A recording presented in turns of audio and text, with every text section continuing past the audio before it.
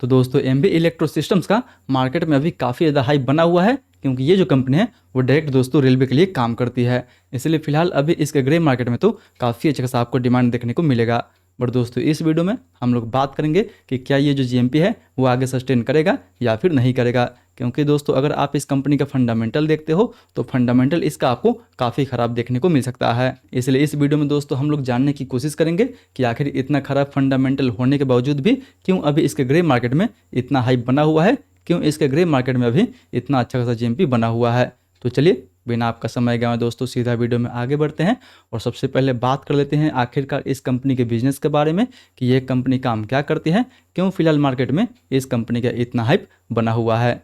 तो दोस्तों वैसे अगर बात कर ले कंपनी के बिजनेस के बारे में तो आप यहाँ पे देख ही सकते हैं कि ये जो कंपनी है वो रेलवे के लिए काम करती है। जी हाँ दोस्तों, ये कंपनी इंडियन रेलवे के लिए power electronics, propulsion system, electrical control system और स्मार्ट रेलवे इलेक्ट्रॉनिक्स को डिजाइन, मैन्युफैक्चर एंड दोस्तों डेवलप करती है। यानी ये कंपनी ऐसी तकनीक बनाती है जो ट्रेन को चलाने, उसकी स्पीड को कंट्रोल करने, बिजली को सेफ वे में डिस्ट्रीब्यूट करने और उसके पूरे इलेक्ट्रिकल सिस्टम्स को कंट्रोल करने की ये कंपनी काम करती है। बट कंपनी का मेन काम इंडियन रेलवे के लिए प्रोपल्सन सिस्टम्स को डिजाइन करना है। बात कर ले कंपनी के ऑर्डर बुक के बारे में तो फिलहाल कंपनी के पास 989 करोड़ यानी ऑलमोस्ट 990 करोड़ के आसपास का एक बड़ा ह्यूज ऑर्डर बुक है, जो कि ऑलमोस्ट इसके मार्केट कैप के बराबर आपको देखने को मिल जाएगा। हालांकि अगर बात कर ले दोस्तों रेवेन्यू के बारे में तो इसके तुलना में कंपनी जो रेवेन्यू साइज है वो आपको काफ़ी छोटा देखने को मिलेगा। बट अभी फिलहाल अगर आप केवल ऑर्डर बुक ही देखते हैं तो फिलहाल कंपनी के पास काफ़ी ज़्यादा बड़ा ऑर्डर बुक है। यानी कुल मिला के दोस्तों देखा जाए तो ये कंपनी इंडियन रेलवे के लिए काम करती है जो इलेक्ट्रिक यानी बिजली से दोस्तों जुड़ा हुआ रहता है।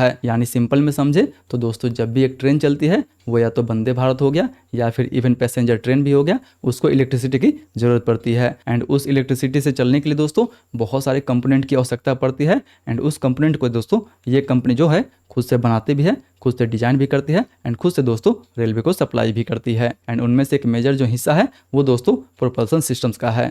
वहीं बात कर ले कंपनी के फंडामेंटल के बारे में तो नो डाउट दोस्तों यहाँ पे कंपनी का जो फंडामेंटल है वो आपको बिल्कुल सही देखने को नहीं मिलेगा।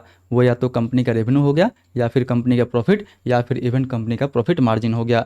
इस साल कंपनी के रेवेन्यू में भी आपको गिरावट देखने को मिला हुआ है, जबकि दोस्तों इस साल ये जो कंपनी है वो एक लॉस मेकिंग कंपनी बन चुकी है। जी हाँ, जहाँ पिछले साल तक ये कंपनी एक प्रॉफिटेबल कंपनी थी, अभी ये जो कंपनी है दोस्तों एक लॉस मेकिंग कंपनी बन चुकी है। हालांकि ये कंपनी दोस्तों बिजनेस की वजह से तो लॉस में नहीं गई है, क्योंकि जैसे कि दोस्तों आपको पता ही होगा कि कंपनी जो मेन क्लाइंट है वो दोस्तों इंडियन रेलवे है। एंड इतना अच्छा ऑर्डर बुक होने के बाद भी इंडियन रेलवे का जो प्रोक्योरमेंट और अप्रूवल साइकिल काफी लंबा होता है, इसलिए इस कंपनी को डिलेड ऑर्डर रियलाइजेशन का सामना करना पड़ा है। वहीं कंपनी के एक्सपेंडिचर पे भी थोड़ा सा आपको इंक्रीज देखने को मिला हुआ है, जिसके वजह से दोस्तों ये कंपनी जो है वो लॉस मेकिंग बनी हुई है। वहीं कंपनी के ऊपर इवन आपको काफी हेवी वर्किंग कैपिटल का स्ट्रेस भी देखने को मिल जाएगा, क्योंकि अभी हम लोग डिस्कस किए कि कंपनी जो मेजर क्लाइंट है वो दोस्तों इंडियन रेलवे है। एंड रेलवे ऑर्डर में पेमेंट एंड इवन दोस्तों क्रेडिट साइकिल जो होता है वो काफ़ी लंबा होता है। इसलिए फिलहाल इतना बेटर ऑर्डर बुक होने के बावजूद भी कंपनी जो है वो दोस्तों अभी लॉस मेकिंग बनी हुई है। एंड यही लॉस मेकिंग के कारण हम लोग इस कंपनी का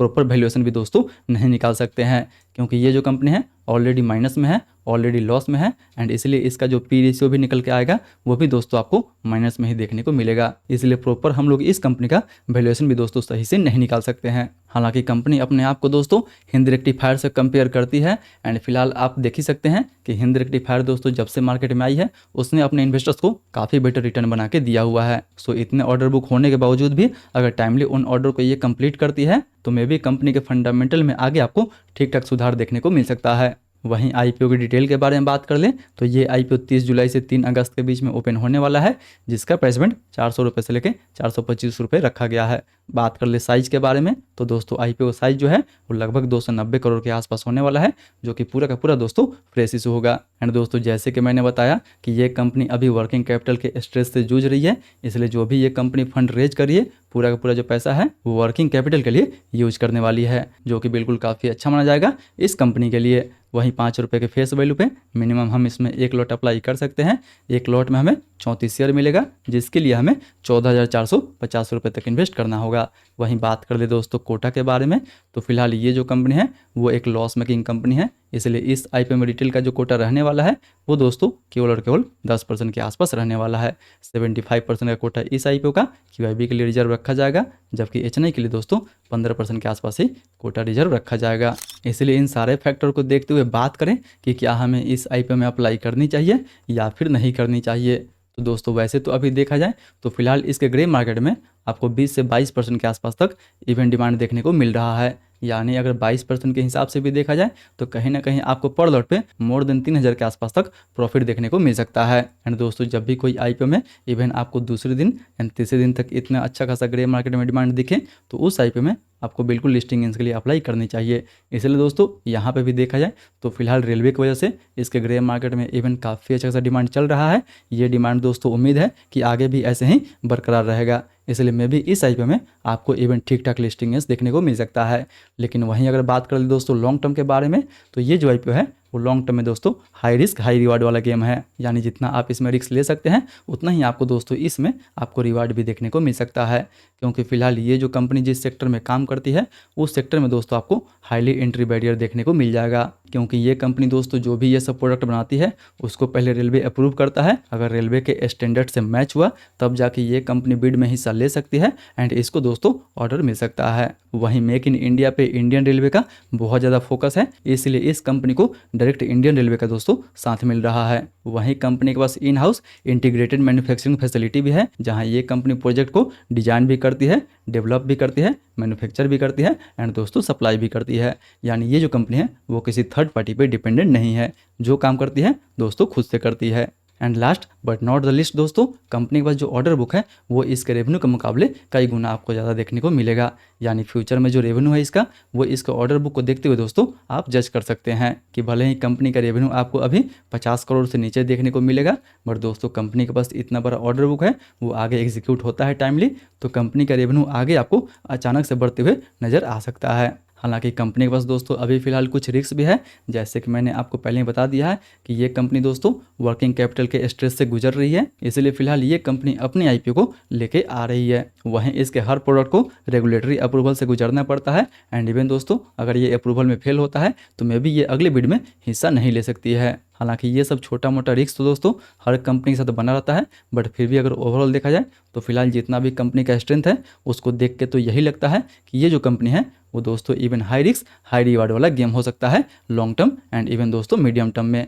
जी हाँ, जो दोस्तों इसमें रिस्क ले सकता है मे भी शॉर्ट टू मीडियम टर्म में भी ये आईपीओ बेटर हो सकता है, क्योंकि फिलहाल कंपनी जो है वो रेलवे के नाम पे इस आईपीओ का आप देख ही रहे हैं मार्केट में काफ़ी ज़्यादा हाइप बना रही है। इसलिए फिलहाल अभी के लिए देखें तो जो लोग लॉन्ग टर्म के लिए या फिर मिड टर्म के लिए दोस्तों हाई रिस्क ले सकते हैं उन्हें तो मिड टर्म के लिए लॉन्ग टर्म के लिए भी जानी चाहिए।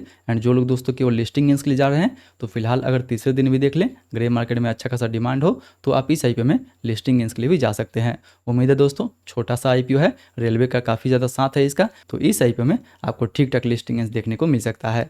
बाकी बात आईपीओ छोटा है तो अलॉटमेंट भी काफ़ी कम लोगों को मिलेगा, बट हाँ जिनको भी अलॉटमेंट मिलेगा उम्मीद है दोस्तों कि इसका लिस्टिंग इवेंट ठीक ठाक देखने को मिल सकता है। सो ये तो था मेरा पूरा व्यू इस आईपीओ को लेकर, मे भी दोस्तों आपका व्यू हमसे अलग हो सकता है, इसलिए आप जो भी डिसीजन ले अपना रिस्क एंड अपना एनालिसिस लगाने के बाद ही ले।